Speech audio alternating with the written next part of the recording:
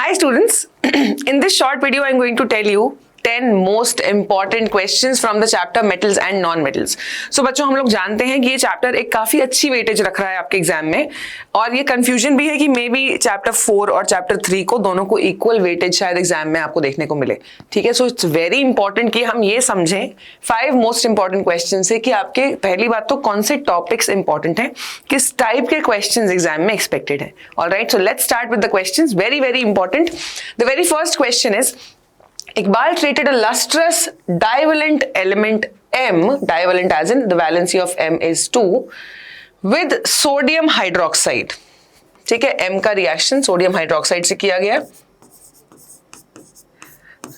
He observed that the formation of bubbles in the reaction mixture has happened. He made the same observations when this element was treated with hydrochloric acid. देखो amphoteric nature of the metal दिखाया जा रहा है कि metal acid और base दोनों से react कर रहा है. Suggest how can he identify the produced gas? Write chemical equations for both the reactions. तो basically ये metal आपका zinc हो सकता है बेटा. ठीक है, सोडियम जिंकेट का फॉर्मेशन यहाँ होता जिसको हम Na2ZnO2 लिखते हैं, यहाँ पे Na2MO2 लिख देते हैं ताकि M will represent the metal and hydrogen gas release होगी. और दूसरे केस में MCl2 बनेगा बिकॉज द वैलेंसी इज 2. तो हमें ध्यान रखना है फॉर्मूले का. तो यहाँ पे दोनों केसेस में हाइड्रोजन गैस जो है वो इवॉल्व हो रही है और टेस्ट फॉर हाइड्रोजन गैस मैंने आपको हमेशा ही बोला है कि बहुत बहुत बहुत ज्यादा जरूरी है बेटा, आपको अच्छे से फिंगर टिप्स पे होना चाहिए. So the gas liberated is hydrogen gas. To check the presence of this gas, we can bring a burning matchstick near the evolved gas. If the matchstick burns with a pop sound, it confirms the evolution of hydrogen gas. ठीक है, आपकी equations यहाँ पर लिखी हुई हैं. Very important why, एक तो एम्फोटेरिक नेचर पे आ गया. ठीक है, जो कि आ सकता है एग्जाम में. I have a good gas की ऐसा हो सकता है. और हाइड्रोजन गैस जिन रिएक्शंस में इवॉल्व हो रही है वो तो वैसे भी इंपॉर्टेंट है बेटा. ठीक है, वेरी इजी.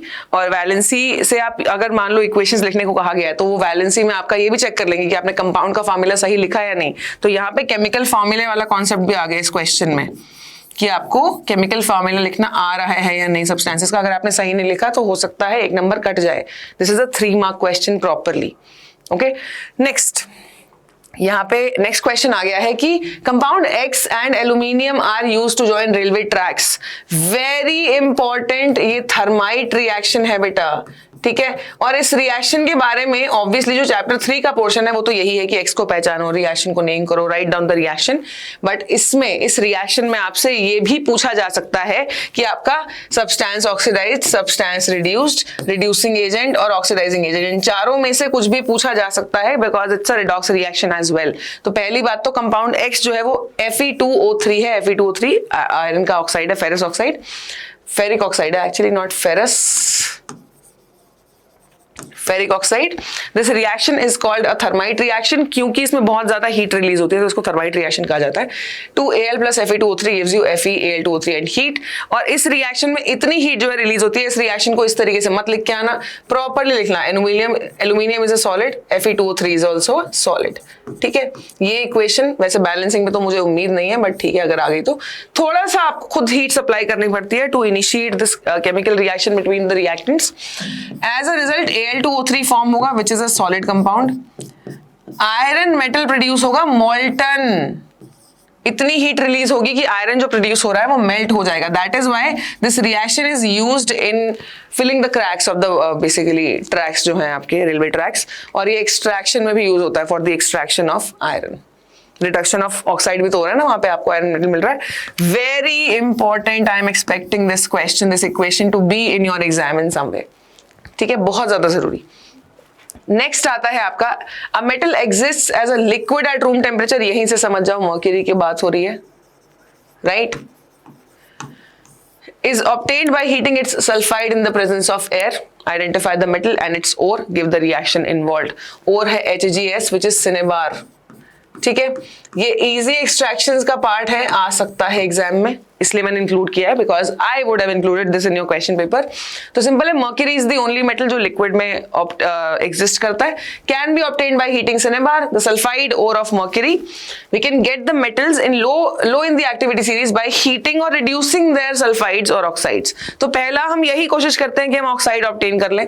तो HgS का रिएक्शन आप ऑक्सीजन से कराएंगे इन द प्रेजेंस ऑफ हीट, तो आपको HgO मिल जाएगा, mercuric oxide, and sulphur dioxide gas release होगी।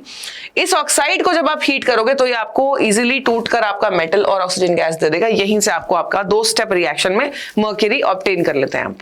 ठीक है, वेरी इजी, वेरी इंपॉर्टेंट। इसी तरीके से कॉपर के एक्सट्रैक्शन पे भी फ्रॉम Cu2S सिमिलर क्वेश्चन बनता है। तो ये दोनों इंपॉर्टेंस रखते हैं basically. Next is give the reaction involve during extraction of zinc from its ore. ये मैंने क्यों इन्वॉल्व किया है क्वेश्चन, बिकॉज ये जो 2 टर्म्स है बेटा, रोस्टिंग एंड कैल्सिनेशन, ये एग्जाम में आ सकती हैं, बिकॉज अब मेटलर्जी फुल फ्लेजेड आपके सिलेबस में है ही। तो इसकी मुझे एक्सपेक्टेशन है कि ये हो सकती है कि एग्जाम में हो। ओके, सो रोस्टिंग हो रही है, इसका मतलब जिंक सल्फाइड की होगी। कैल्सिनेशन है मतलब जिंक कार्बोनेट की है। तो सिंपल है, आपको इनसे ऑक्साइड ऑब्टेन करना है। तो जिंक सल्फाइड का ऑब्वियसली आप ऑक्साइड लाएंगे तो आपको ऑक्सीजन के साथ बर्न करना पड़ेगा, इसको हीट करना पड़ेगा। You will get zinc oxide and sulphur dioxide gas. This is roasting of the sulphide ore of zinc. Carbonate हो रहा है तो आप सिंपली उसको in the absence of air heat करेंगे, you will get zinc oxide and carbon dioxide. Roasting and calcination. Last question, this is also sample paper question. मैं ये क्यों दिखा रही हूं आपको यहां, क्योंकि ये मुझे उम्मीद है एग्जाम में आने की।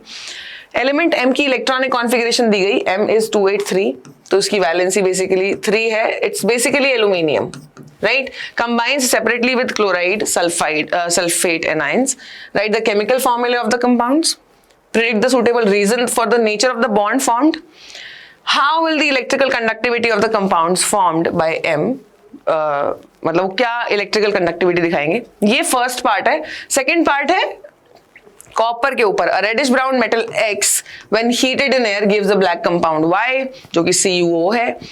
ठीक है, which gives back X hydrogen gas की प्रेजेंस में। ठीक है, और इसमें कुछ नहीं है, आपसे कहा गया X और Y को आइडेंटिफाई कर लो। ठीक है जी, कर लिया। Draw well labelled diagram to represent the process of refining of X। तो कॉपर आइडेंटिफाई करना है, कॉपर का ऑक्साइड लिखना है, ब्लैक कलर का है, और रिफाइनिंग का डायग्राम बनाना है। रिफाइनिंग का पूरा प्रोसेस इंपॉर्टेंट है बेटा। रिफाइनिंग एग्जाम में ऑप्शन में मुझे दिखाई दिया है, 3 मार्क क्वेश्चन में सिर्फ डायग्राम मांगा गया है आपसे, लेकिन थियरी भी पूछी जा सकती है। तो अब आंसर्स देखते हैं। फॉर द फर्स्ट पार्ट, क्योंकि M की वैलेंसी 3 है बेटा और क्लोरीन की 1 होती है, तो MCl3 बन गया एक कंपाउंड तो इसका क्लोराइड के साथ, और M और सल्फेट अगर कंबाइन कर रहे हैं तो M की वैलेंसी 3, सल्फेट की 2, you will gate M2SO4 thrice. ठीक है, इजी। अब M बेटा 3 वैलेंस इलेक्ट्रॉन्स हैं, इट्स अ मेटल, तो ये जनरली आयनिक कंपाउंड्स ही, आयनिक बॉन्ड ही फॉर्म करेगा। It can acquire a stable electronic configuration by losing 3 valence electrons. ठीक है, compounds formed will conduct electricity in liquid मॉल्टन state और in aqua solutions, अगर वो soluble है पानी में, but not in the solid state, क्योंकि भाई आयंस मोबाइल नहीं होंगे, फिर वो फिक्स्ड होंगे एक जगह, तो इलेक्ट्रिसिटी को, करंट को बेसिकली कैरी कर नहीं सकते, आगे जा नहीं सकते।